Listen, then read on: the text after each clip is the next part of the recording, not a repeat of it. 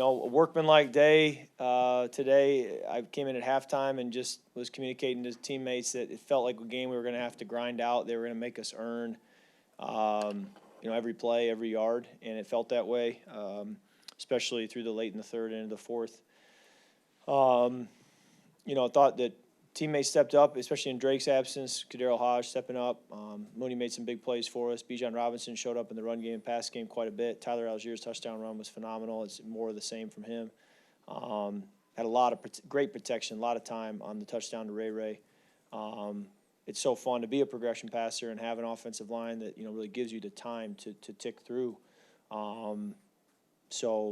Great job there, and unbelievable catch by Drake on the touchdown. That's really what he does, among other things, so well, is that jump ball, high point, contested catch, strong hands.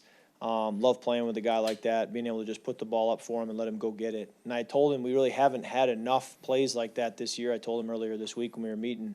And so it's fun to see that come alive in the game for a touchdown. And, now we just got to keep building, keep stacking, and always good to drive home now after a win. But I can take any questions you have. Kirk, could you discuss the overall efficiency of the offense and the importance of that drive to start the second half? After the 3-and-out, you all were able to go down and get a score there. I think that was an important drive to answer. I thought, both scoring drives in the second half felt like, really important drives and plays. And, being 2 for 2 on fourth down, I go back several games. Our fourth down plays have continued to make a major difference in our offensive production. There's plenty there to clean up. 4 for 13 on third down is not what we want. So there's still a lot there that you felt like, wasn't as sharp as we are capable of being. Kirk, I know you weren't here last year, but there seems to be a palpable shift with this team in the chemistry and the culture. Kaden Ellis called it special.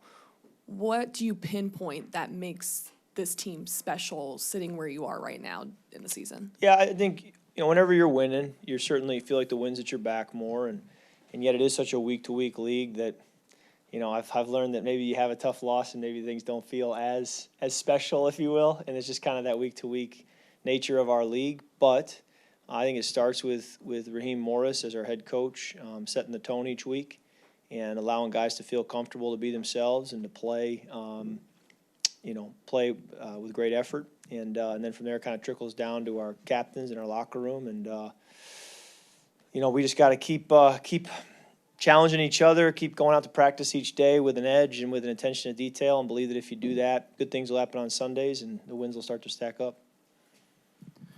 Kirk, you talked this week about looking for ways to get yourself in sort of that right mindset pregame. I wonder if at any point in your career you use past relationships, I'm thinking of Coach Zimmer today, sort of drive yourself in that way, to prove yourself. I'm going to show X, Y, and Z, or maybe not exactly that way. I thought today was unique facing Coach Zim because I did feel like he was doing a good job of keeping us guessing, keeping us kind of, okay, now he's doing this. Oh, wait, they just changed to this. Okay, now he's pressuring her. Okay, now he's bluffing. That's why it felt like a grind, was I felt like he had a good plan for us. And there were a couple times, and just the way he defended us, I thought that was smart. That was a good approach, and I think that's probably why we did have some challenges and some of the drives did stall. But do you feel any validation for having success against that today? Well, I think there was positives, but there were also a lot we left out there. And I think when you look at some of the production, like the touchdown to Drake, that's just a kind of a player more than a play, if you will. And the same, with Mooney a little bit on the cover zero. That was kind of a tough look for them. It's a challenging deal, but it was hard earned today. I felt that. Hey, Kirk, talk about how big Bijan has been as a receiver. Yeah. He didn't score per se, but he had 7 receptions, and that's always. He's a big deal. It's a big deal. When I got here, I want him to be a receiver for us. I want him to show up in the pass game. I want to check the ball down to him. I want to put the ball in his hands. And my background would be with whether it was Chris Thompson in Washington or Dalvin Cook in Minnesota, I see a running back as a running back, and I also see him as a receiver. And Bijan has a lot of ability catching the football, and I love when he shows up in our pass game too. This week, you quoted something from Coach Morris, and you said, "Was it a game, or was it your game?" Yeah, So, right. what would your answer be to Coach after today's performance? Well, I think it's something you answer probably more in February, but it was a positive day to come out with a win, and guys made plays. We spread it around again, but there's always going to be things I'm going to nitpick, and we can be better in. And would have loved to have pulled away, but we weren't able to do that as much today. Dallas, stood up tough in the second half and made it hard for us to kind of be able to pull away the way we wanted.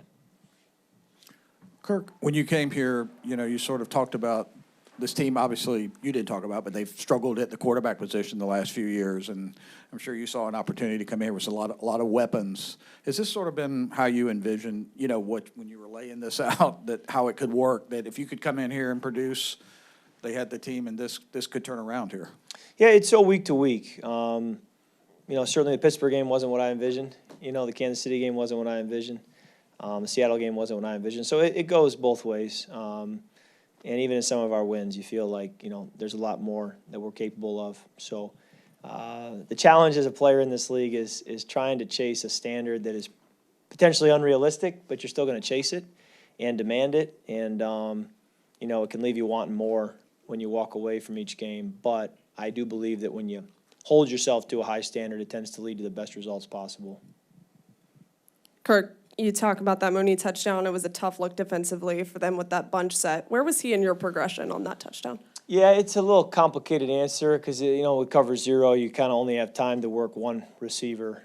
So I had a decision to make kind of pre-snap as to where to go, and felt like made an educated decision, educated guess that, I think Mooney will be my best option, and Mooney made me right. But, it was a tough pressure look, and, we were kind of fortunate there to be able to get a big explosive in a moment like that. And then how much fun is it for you to be able to divvy the ball up to so many different guys at any moment in the game? Yeah, you want to be multiple just so the defenses have to honor all five eligibles and have to kind of play you that way, as opposed to leaning towards somebody heavily and making the looks more difficult. But we also feel like there's a lot of people on our offense that can help us, and I think you all know that. But the more we can spread it around, the better. Kirk, I'm curious, when you have a winning streak like this and you're 6-3 right now, is there a time where you still need to talk to a young team and give a message, versus like when you have a losing streak or you just lost a big one, it's time for a message then. But when you're on a winning streak, is there still time for a message or a need for a message just to keep everybody at ease? I just think there's a message and a mindset you have to carry in every week. This league will beat you up, and it's so tough. It's such a grind.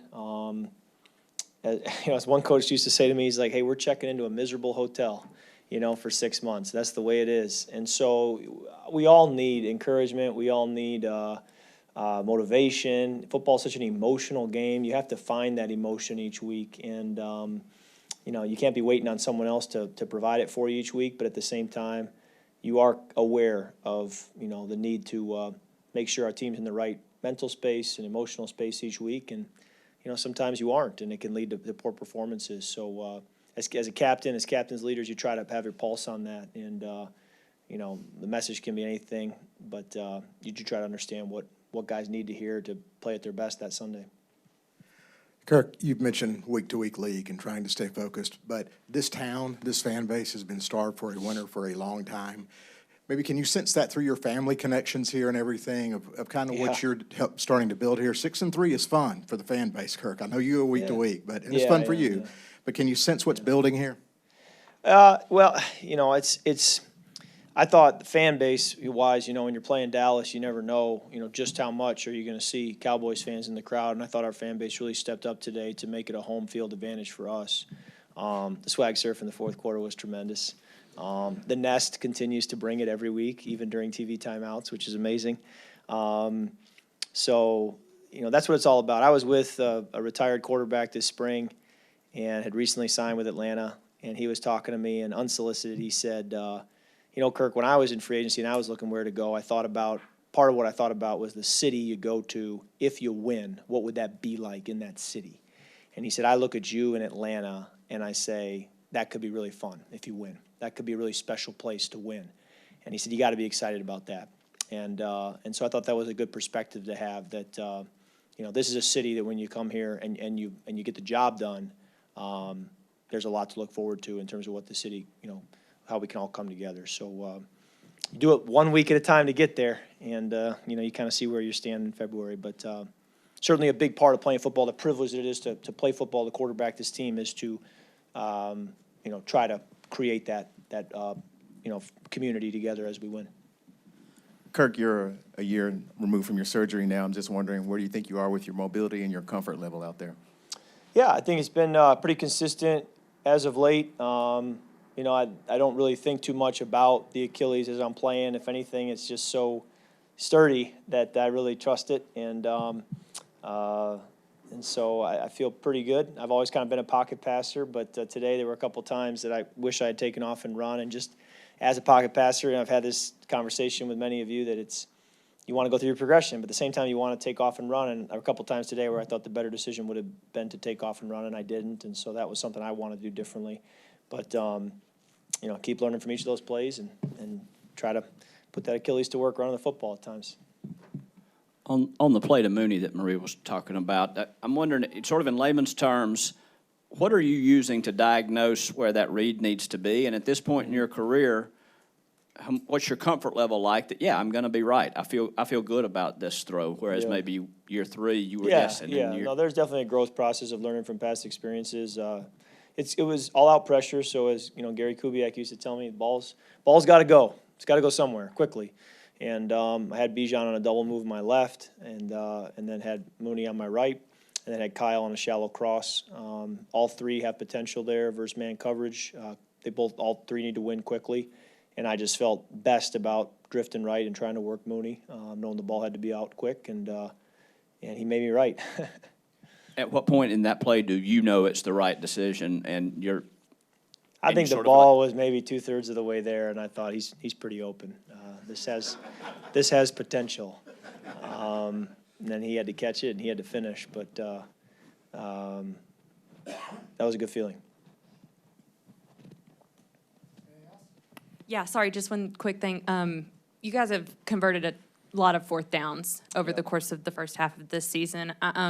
Raheem said that a big part of that is because of the competitive edge that you bring and the aggressive way that you play. And I'm curious from your perspective, maybe why you think that is, and why these fourth downs are mattering so much for you guys. Yeah, I don't know. I wish we'd do it on third down or second and first, you know, so it doesn't have to come down to fourth down. But certainly your head coach has to be willing to put that out there and be aggressive and go for it. And that's a challenge for many times to make that call. But he's been consistent in how he wants to approach it. And then Zach has to be very quick thinking to react in the moment. Okay, we are going to go for it. What do I like in such a critical situation? And so a lot of credit goes to Zach as far as what he's dialing up quickly on these fourth downs. And then, you know, you're going to get people's best rush. So protection has been holding up. You're going to get tight coverage. Guys have been separating and winning.